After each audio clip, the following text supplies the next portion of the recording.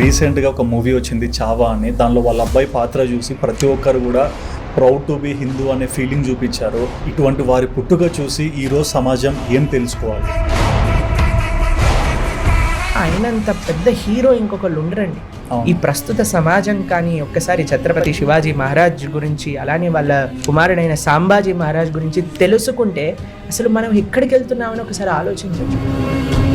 మా మతానికి వచ్చేసేయి అని వారిని ప్రేరేపణ చేసినప్పుడు వారు మారను అని అంటే వారిని ఒక హార్స్ వెనకాల కట్టేసి మొత్తం ఊరేగిస్తారండి. చెప్పులతో కొట్టిస్తారు, రాళ్లతో కొట్టిస్తారు, వాళ్ళపైన మలమూత్రాలు విసర్జన చేస్తారు, వాళ్ళు జైల్లో పెట్టి ఒక్కొక్క గోరుని తీసేస్తారండి.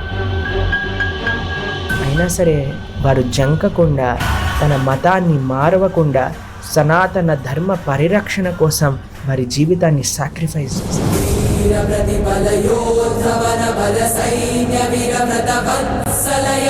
ఏ బయట రాజ్యములలో కనీసం 10-20 సంవత్సరాలే వేరే మతం వాడు పాలిస్తే మొత్తం దేశము ఆ మతం మారిపోయింది.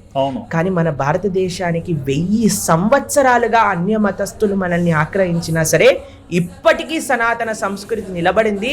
50 కోట్ల మంది కుంభమేళాకి వెళ్ళారు అని అంటే అది మన ధర్మాన్ని యొక్క గొప్పతనం.